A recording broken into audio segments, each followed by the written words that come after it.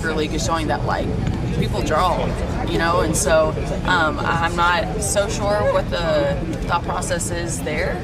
But at the end of the day, you also want to make sure that you're not expanding our league too fast. I think that's also another thing, that you don't want teams to totally dominate and then have teams that aren't. And so I just think that it's kind of a hard decision-making situation. But man, I don't know how excited people are to be going to Detroit or Cincinnati. So she says Cincinnati, she means Cleveland. This is my problem with athletes. I'm just telling you.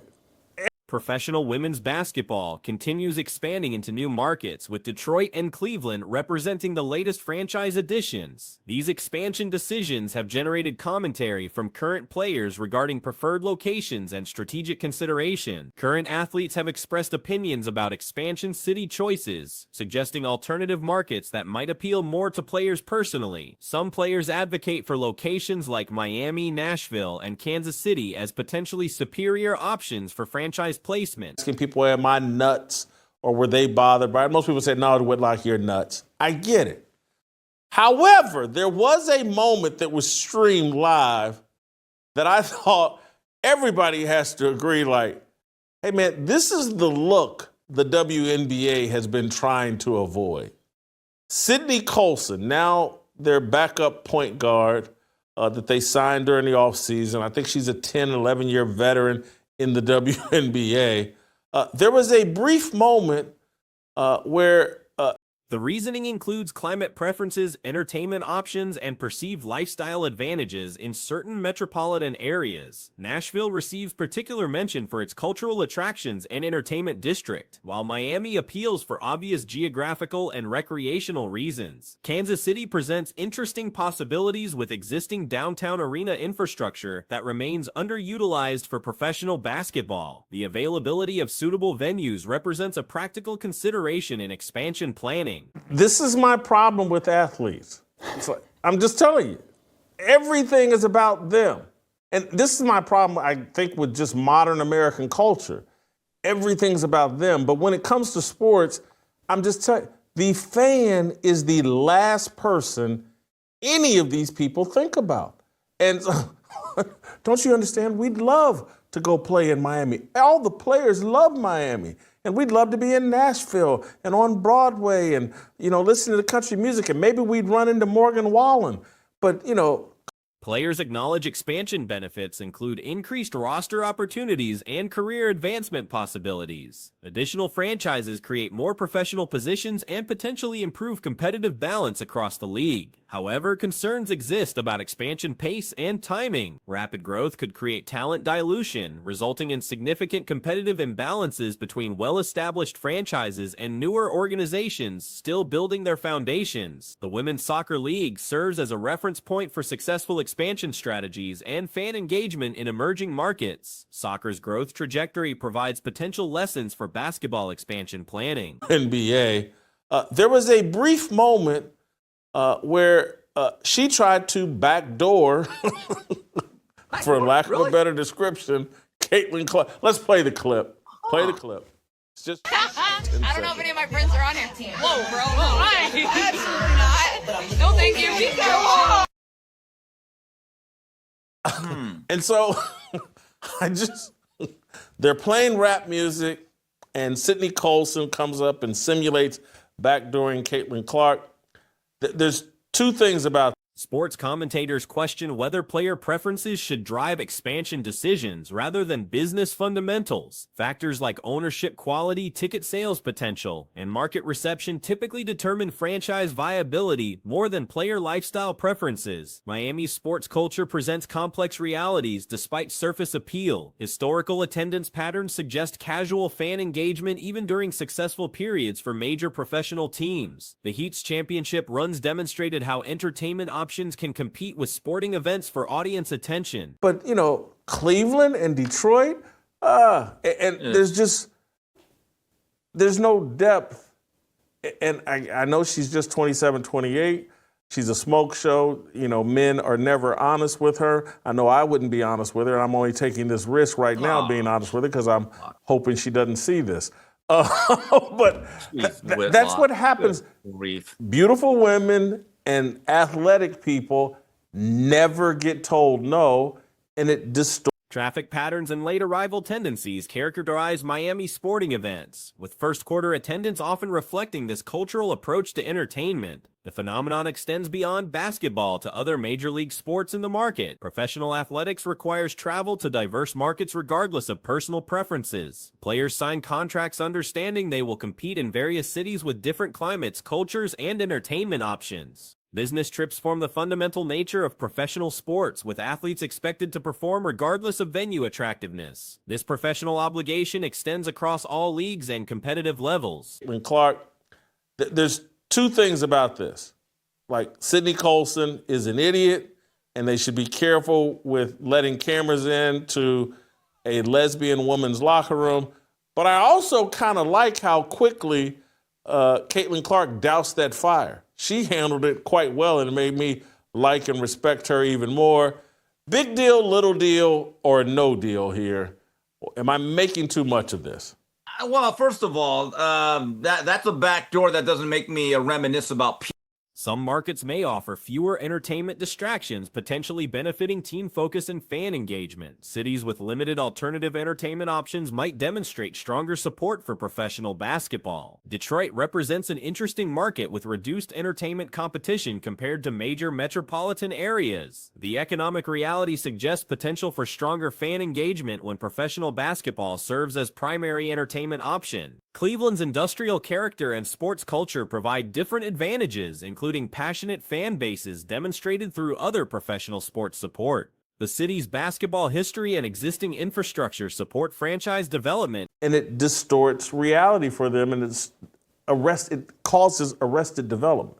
So one of the things we have committed to is that each player is now their own little brand. When I played professional basketball, I would tell people often that the NBA was a lot more sterile than I realized, because the guys didn't hang out. Like, I read these biographies of baseball players growing up from the 1920s and 30s and love that idea of you're on the train, you're having dinner in Cleveland together, and afterwards you're going out and chasing the Market size and economic conditions influence long-term sustainability more than immediate player satisfaction with location amenities. Successful franchises require sustainable business models rather than appealing vacation destinations. Contemporary professional sports create expectations for athlete personal branding and media engagement. Players face pressure to develop individual platforms and express opinions on various topics beyond pure athletic performance. This cultural shift from previous eras changes how athletes interact with media and fans.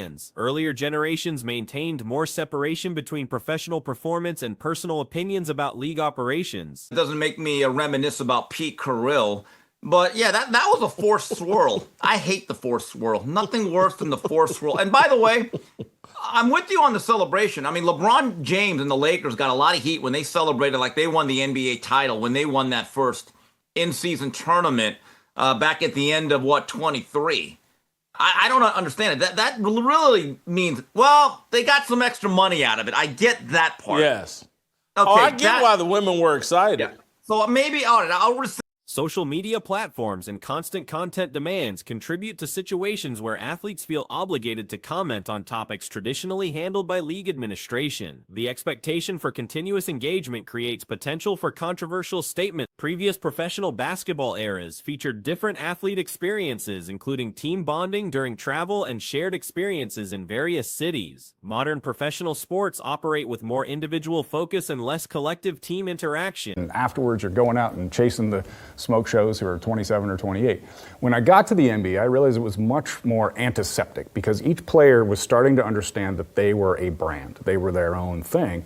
And I think we have to, as fans or denizens of the internet, take some responsibility where we want so much access to them. We want them to have Instagram pages, but if we do that, but anyway, go ahead. Well, yeah, maybe you and I don't, but there is this push-pull where does that basketball player really need to be? The sterile nature of contemporary professional athletics reflects athletes' understanding of personal brand management. Players recognize their individual market value and protect their images accordingly. Baseball's historical culture of team camaraderie during travel contrasts sharply with modern basketball's more business-like approach to professional relationships and travel requirements. The overall culture surrounding women's professional basketball faces criticism for perceived entitlement and lack of appreciation for expansion opportunities. Commentary suggests players focus excessively on personal preferences rather than league growth benefit. I get that part. Yes.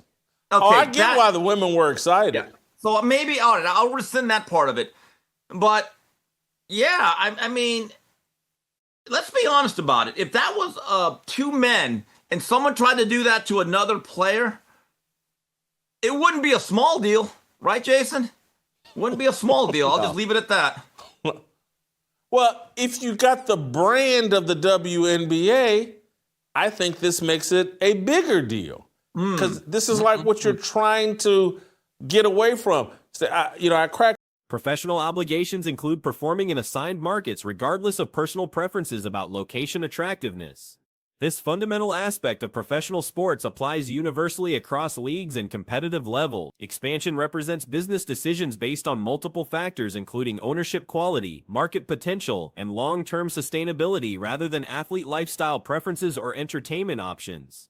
Miami's actual sports attendance patterns contradict assumptions about market strength. Major League Baseball's Marlins demonstrate how attractive locations don't guarantee fan support or business success. Does that basketball player really need to be asked that question? But we are, in a way, culturally asking her to create so much content all the time that she has to say something. Now, again, I'm not saying that's good or bad, but we also have to reckon with it's just different than it was in 1992.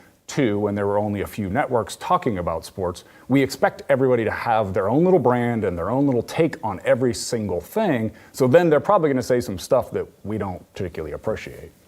I think you raise a legitimate point, but she has the Empty stadiums during regular season games highlight the difference between tourist appeal and sustainable sports market development. Entertainment alternatives can actually detract from sporting event attendance rather than enhance market attractiveness. Professional athletes must adapt to various market conditions rather than expecting league operations to accommodate personal preferences about living situations or entertainment options. Expansion decisions require comprehensive analysis of business factors rather than player lifestyle preferences. Successful franchise development depends on ownership commitment, market support, and long-term sustainability rather than short-term appeal to current athletes. Professional sports inherently involve travel to diverse markets with varying amenities and entertainment options. Athletes accepting professional contracts agree to perform in assigned venues regardless of personal preferences about location characteristics. What you're trying to get away from.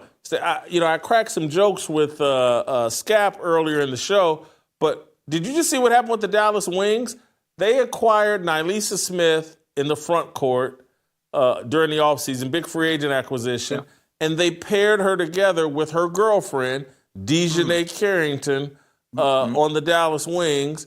And there's videos of them over IG, partying in pools at hotels and all that other stuff. And they've had to get rid of Nylisa Smith because they're like, the growth of women's professional basketball benefits from strategic expansion into markets capable of supporting long-term franchise success rather than locations that appeal primarily to player personal interests. The current chapter of WNBA developments continues to draw attention, featuring standout figures such as Caitlin Clark, Angel Reese, and Aja Wilson, along with other outspoken players shaping the modern narrative. The league operates under the influence of key figures like George Soros, Adam Silver, Kathy Engelbert, and broader institutional powers.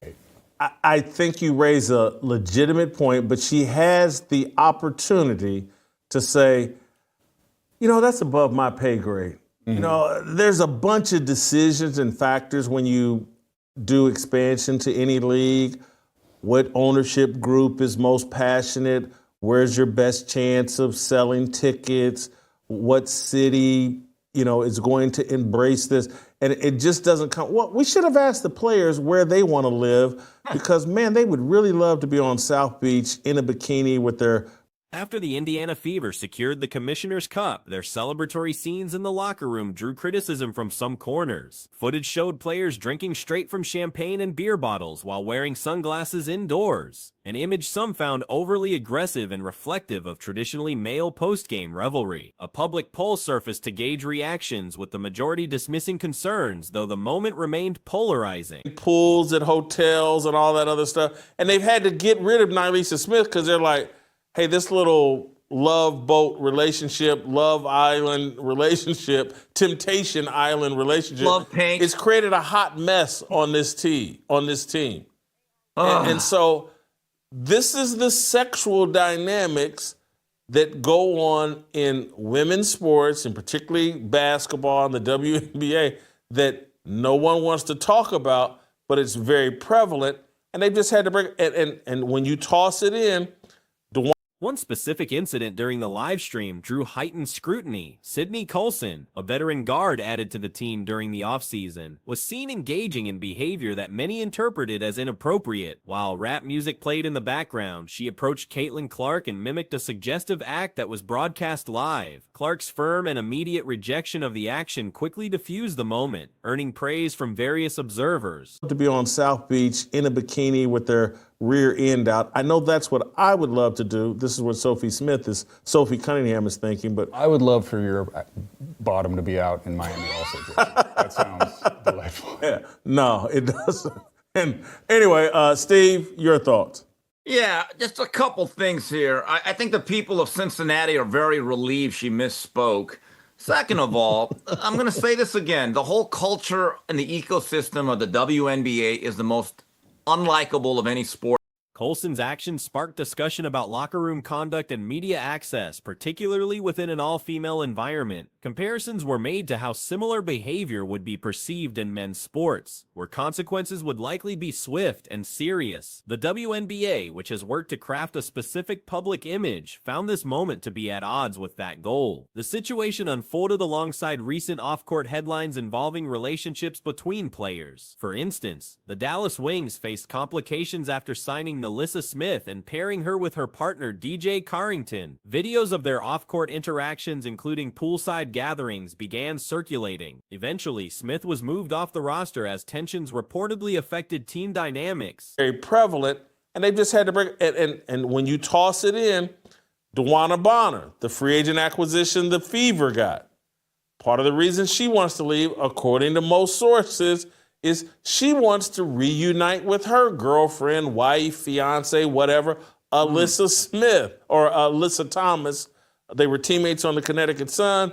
Now I think Alyssa Thomas is with Phoenix, and that's where DeWanna Bonner wants to end up and likely will end up.